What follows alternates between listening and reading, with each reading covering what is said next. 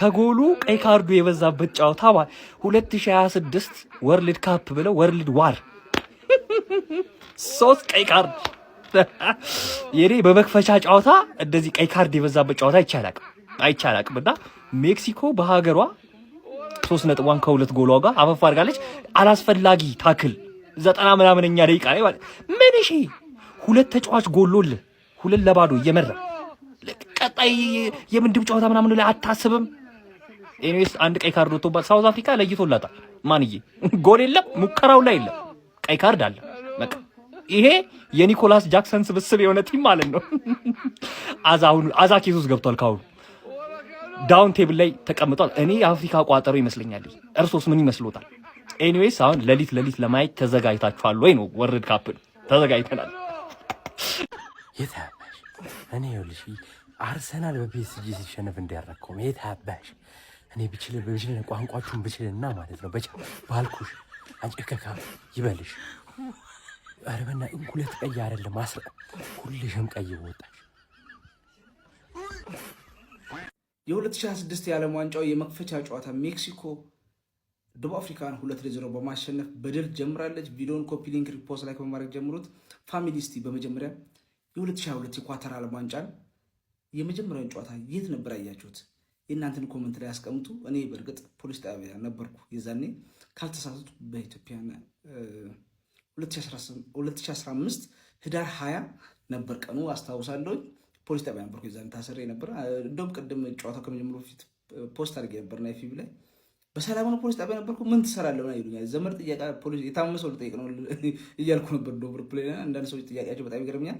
ግን እስቲ እናንተ የት ነበራችሁ የዛኔ 2015 ላይ የኳታር የዓለም ዋንጫ ጨዋታ የመጀመሪያ ጨዋታ የት ነበር ያያችሁት? ሆላንድ ከኳታር ነበር የዛኔ። የዛሬው ጨዋታ የት አያችሁት? ጨዋታው እንግዲህ በሜክሲኮ 2-0 ተጠናቋል። ደቡብ አፍሪካ ከረጅም ጊዜ በኋላ ወደ ዓለም ዋንጫ ብትመለስም የመጀመሪያውን ጨዋታ በሽንፈት ጀምራለች። ያን ያህል ማራኪ ነው የሚባል ጨዋታ አልነበረም። ለሜክሲኮዎች ግን በራሳቸው ሀገር ስለሆነ ድሉ ደስ የሚያሳይ ነበር። እስቲ ለማንኛውም እናንተ ደግሞ የተሰማችሁን ኮሜንት ላይ አስቀምጡ። ቪዲዮ ከተመቻችሁ ኮፒ ሊንክ ሪፖስት ላይክ ማድረግ እንዳይረሳ። ቴንክ ዩ ቫሞኖስ ሜክሲኮ ቫሞኖስ ሙቻስ ግራሲያስ። የአፍሪካ ኩራቶቹ አኩርተውናል ሜክሲኮዎች።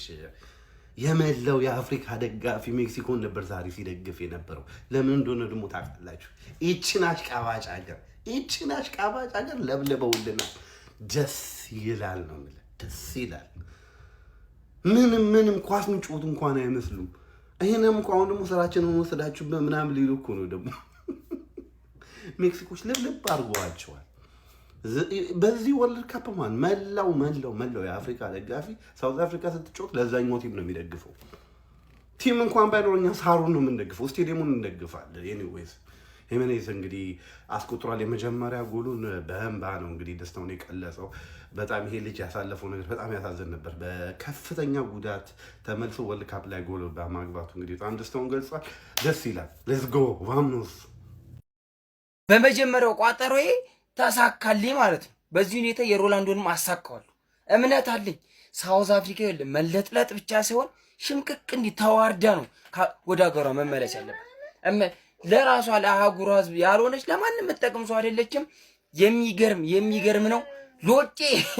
ሎጬ በፕሮፌሽናል ደረጃ ሎጬ ነው የገባበት። ደስ ነው ያለኝ። በቃ አንጀቴ ቅቤ ጥጥት። ገና ትዋረዳላችሁ። ለእናንተ ረሬ አያስፈልግም። ምንም ረሬ አንግል ሞቶባቸው ነው ይደግማሉ።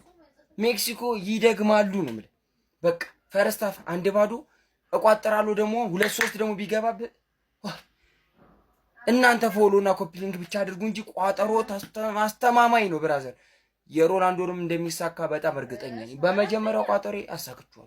ይመቻችሁ። ይውላችሁ እኔ እግር ኳስ ፖለቲካ ነው ከሚሉት ወገን አይደለም። ነገር ግን ያንተ ጠላት የሚደሰተው በዛ ወይ ከሆነ በቃ ፖለቲካ ነው፣ ምን ማድረግ አይቻልም። የተፈሳፈሱት እኮ ምን አይነት ፍስፍስ ነው! ከጎሉ በላይ ቀይ ካርድ የበዛበት ጨዋታ ማለት ሳውዝ አፍሪካዎች ሰለ ይዞ መግባት ነው የቀራችሁ። ይፈለጣ ቆረጣ ትጠላለ። ከዛ ሜክሲኮዎች ደግሞ እኛ ማፊያዎች ነን አናዳምጣችሁም ብሎ ሌላ ቀይ ካርድ ማለት ነው።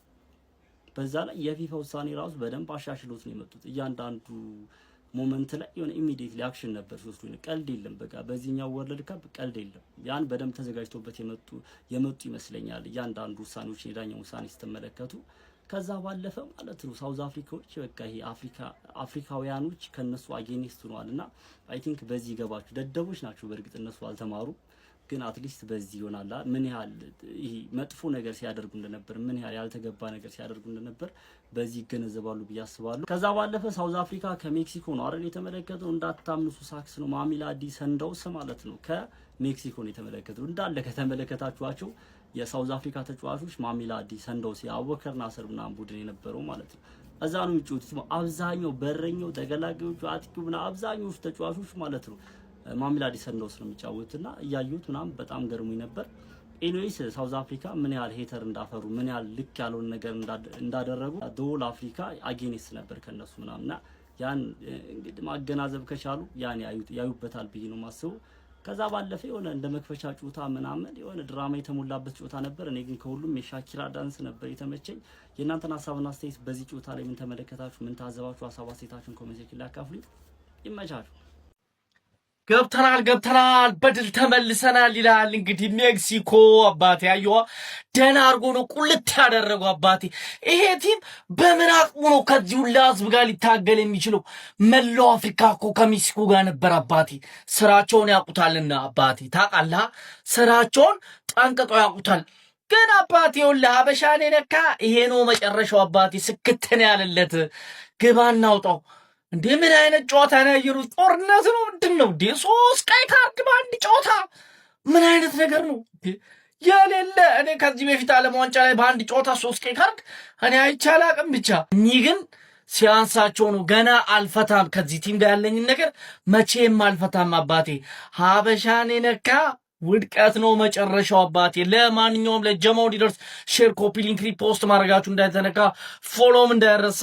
የቻማቸው አራዳ ልጆች በ2022 ዓለም ዋንጫ 64 ጨዋታ ተጫውተው 4 ቀይ ካርድ የነበረው ዛሬ ሳምፒዮ ማን ኦፍ ዘ ማች 3 ቀይ ካርድ ሰጥተዋል። 2 ለሳውዝ አፍሪካ፣ 1 ለሜክሲኮ። ሜሂኮ አሸንፋ 2 ለባዶ የመጀመሪያውን ዓለም ዋንጫ ባዜቴክ ለደጋፊዎቿ ክብር አበርክታለች። ግን ያው ማን ኦፍ ዘ ማች ዳኛውን የነበረበት በጣም ቦሪንግ ጨዋታ ነው የተመለከትኩት። የተለየ ታለንት ያለው እንኳን ተጫዋች መመልከት አልቻልኩም። የሚኔዝ ለልጆቹ የሚነግረው ታሪክ ነው መሰለኝ አልቅሷል።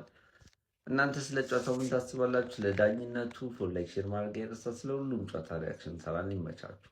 የታባቷን ሳውዝ አፍሪካን ተባብረን ልኳን አሳየናት። ግን አስቀያሚ መክፈቻ፣ አስቀያሚ ምንም ድባቡ ደስ አይልም። የዓለም ዋንጫ መክፈቻውን ላይ አይመስልም። ከዛሬው ጨዋታ እኔ የታዘብኩት እኔ እንጃ አላቅም። ይሄ ሰውዬ ማስቲካውን ውጭ ላይ ነው እንደሚያኝከው። ምን አይነት አስቀያሚ ሰው ነው! አይታችሁታል? ማስቲካ ምናምን ሲያኝክ ሲያስጠላ። ይህ ሳውዝ አፍሪካኖች ማለት ነው። የምሬን ነው የምላችሁ። በጣም ነው እየጠላዋቸው ማለት እንደዛ እንዳልደገፍናቸው ሁሉ በጣም ነው ያስጠሉኝ። ለዛ ወገኔን መንገድ ዳር እንደ ውሻ ሲገሉ ማለት ነው። የታባ ደግሞ ምንድን ነው ቀዩ? ይህ ጸሎታችን ልክክ ብሎ ነው ስራውን የሰራው። ብቻ ሜክሲኮ አሸንፋለች፣ ግን ሁለቱም አይመጥኑም።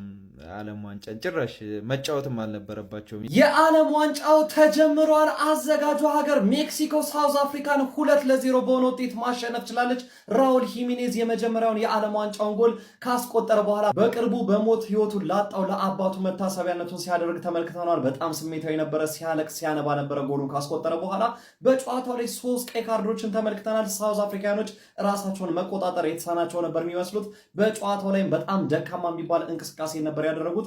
ሊትራሊ የኤክስጂ መጠናቸው ራሱ እዚህ ግባ የሚባል አይደለም። የጎል እድልም መፍጠርና መሞከር ተስኗቸው ተመልክተናል። በመጀመሪያው አጋማሽ ኩዊኖስ ባስቆጠረው ጎል 1-0 ተመርተው ከረፍት በኋላ ደግሞ ራውል ሂሚኔዝ ደግሞ ሁለተኛውን ጎል እንግዲህ 2-0 አሸንፏል። አዘጋጇ ሀገር ሜክሲኮ እጅግ ተሽላ በቀረበችበት የመክፈቻ ጨዋታ ሳውዝ አፍሪካን 2-0 ማሸነፍ ችላለች። በተመሳሳይ በሜክሲኮ በኩልም 92ኛው ደቂቃ ላይ ሞንቴስ ተከላካዩ የሜክሲኮ በቀይ ካርድ ከሜዳ ተሰናብቷል። በርከት ያሉ ቀይ ቀይ ካርዶችን በተመለከተበት የመክፈቻ ጨዋታ እንግዲህ አዘጋጇ ሀገር ድል ነስታ መውጣት ችላለች። ስለምሽቱ የዓለም ዋንጫ የጓጓንለት የመክፈቻ ጨዋታ እንዴት ተመለከታችሁት?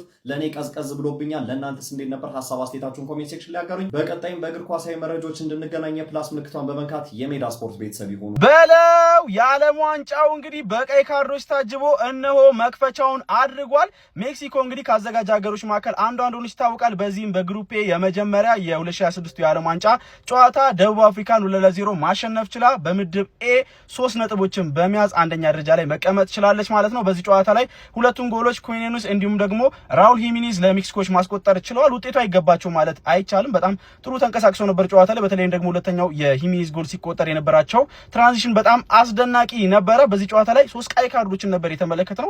ሁለቱም በደቡብ አፍሪካ በኩል እንዲሁም ደግሞ አንዷን በሜክሲኮ በኩል ነበረ የተመለከተው። ኤኒዌይ እንደ መክፈቻ ጨዋታ ቆንጆ የሚባል አይነት ጨዋታ ነበረ ማለት ይቻላል። እናንተ ስለዚህ ጨዋታ ምን ትላላችሁ? ሀሳባችሁን አጋሩኝ። የፕላስ ምልክቱ መጫ እንዳትረሱ። በጣም ደስ በሚል ሁኔታ በ2026 የዓለም ዋንጫ የመክፈቻ ጨዋታ ላይ ደቡብ አፍሪካ 2-0 በሆነ ውጤት ተሸንፋለች። ከዛ በተጨማሪም 2 ተጫዋች ከደቡብ አፍሪካ በቀይ ካርድ ምክንያት ከሜዳ ተሰናብተዋል። እናንተም ይህንን ቪዲዮ 2 ጊዜ ኮፒ ሊንክ ማድረግ እንዳይረሳ። በመጀመሪያም ጨዋታው እንዴት ያገኛችሁት ሀሳባችሁን ኮሜንት ሴክሽን ላይ አስቀምጡልኝ። ጥሩ ባይባልም ለክፉ የማይሰጥ የመክፈቻ ጨዋታ ተመልክተናል ብዬ አስባለሁ። ሜክሲኮ የዛሬውን ጨዋታ 2-0 በሆነ ውጤት ማሸነፍ ችላለች። ከሜክሲኮ 1 ተጫዋች እንዲሁም ደግሞ ከደቡብ አፍሪካ ደግሞ 2 ተጫዋቾች በቀይ ካርድ ምክንያት ከሜዳ ተሰናብተዋል። ጨዋታው ላይ የደቡብ አፍሪካውን በረኛ ዊሊያምስን ማድነቅ አለብን ብዬ አስባለሁ። በጣም ምርጥ ኳሶችን ሲያድን እየተመለከት ነው ነበር። በተጨማሪ ግን ሜክሲኮ ጨዋታውን እንደምታሸንፍ የመጀመሪያዎቹ 10 እና 20 ደቂቃዎች ነግረውናል ብዬ አስባለሁ። እንደጠበቀውም እንግዲህ ሜክሲኮ ጨዋታውን 2-0 በሆነ ውጤት አሸንፋለች። ራውል ሂሜኔዝም ለመጀመሪያ ጊዜ በዓለም ዋንጫ መድረክ ላይ በዛሬው ጨዋታ ላይ ጎል ማስቆጠር ችሏል። ያስቆጠረውንም ጎል በቅርቡ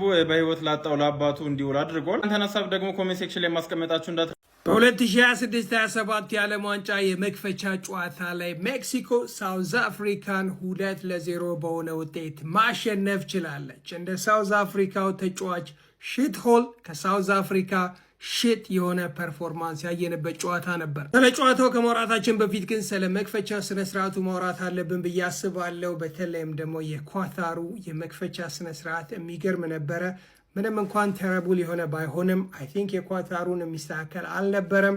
የሞርጋን ፍሪማን እና የዚህ ልጅ ኮንቨርሴሽን ዛሬ ካየናቸው 3 እና 4 ዘፈኖች የተሻለ በጣም አስደሳች ነበረ ብዬ አስባለሁ። ከመክፈቻ ስነስርዓቱ ይልቅ አዝናኝ ወይንም ደግሞ አሪፍ የነበረው አይ ቲንክ የሁለቱም ሀገሮች ናሽናል አንተም ሲዘመር እንደዚህ 26ቱም ተጫዋቾች በዙሪያ ከበው የቆሙበት መንገድ ደስ ይላል። ከዛ ባለፈ ግን ቀደም እንዳልኩት የመክፈቻ ስነስርዓቱ ተርብል ነበር። ወደ ጨዋታው ስንመጣ የሳውዝ አፍሪካው ሚድፊልደር ይሁን ተከላካይ የማይታወቀው ሽት ሆል ሽት ሆኖ ነበረ ያሳለፈው። ለሳውዝ አፍሪካ የመጀመሪያ ጎል ኳሷን በመነጠቅ ጥፋተኛ ከመሆን ባለፈ በዚህ መልኩ በቀይ ካርድ ወጥቶ ነበረ። የዓለም ዋንጫውንም የመጀመሪያ ጎል ማስቆጠር የቻለው በሳውዲ ፕሮ ሊግ እየተጫወተ ከነ ክሪስቲያኖ ሮናልዶ ከነ ካሪም ቤንዜማ ቀድሞ የሳውዲ ፕሮ ሊግ ኮከብ ጎል አግቢ የነበረው በ29 ጎሎች ሁሊያን ኮኛኔዝ ነበረ ዛሬ የመጀመሪያ ጎሏን ያስቆጠረው ለሜክሲኮ። ሜክሲኮን ሁለተኛ ጎል ደግሞ ራውል ሂሜኔዝ በ35 ዓመቱ የመጀመሪያ የወርልድ ካፕ ጎሉን አስቆጥሮ በጣም ኢሞሽናል ነበረ። በተለይም ደግሞ በአርሰናል ጋር በፕሪሚየር ሊግ ከተጫወተ በኋላ በሄድ ኢንጁሪ አብዛኛውን ጊዜ በጉዳት ቆይቶ ከብሔራዊ ቡድንም ውጭ ነበረ። ነገር ግን ዛሬ ላይ ተመልሶ በሀገሩ ፊት ለፊት የመጀመሪያ የወርልድ ካፕ ጎሉን አስቆጥሯል።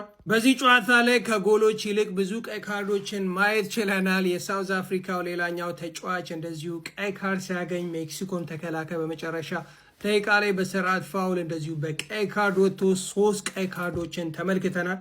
እንዴት አያችሁት ጨዋታውን? እኔ የመጀመሪያ ጥቁር ሜክሲኮያዊ በማየቴ የተገረምኩበት እንዲሁም ደግሞ ስምን ምን ያወጣዋል እንደሚባለው እንደ ስሙ ሽት የተጫወተ ተጫዋች ያየሁበት ጨዋታ ነበረ። የእናንተስ? ኮመንት ላይ ያሳውቁኝ። ቪዲዮ ላይክ እንዲሁም ደግሞ አካውንቱን ፎሎ ማድረግ እንዳትረሱ። የዛሬው ሜክሲኮ ጨዋታ ደግሞ ምንድነው ምንድባድብ ምን አይነት ጨዋታ ነው የሚያሳዩን እንዴ? ሜክሲኮ ከሳውዝ አፍሪካ ያደረጉት ጨዋታ ምንድነው? ቆይ አልገባኝም።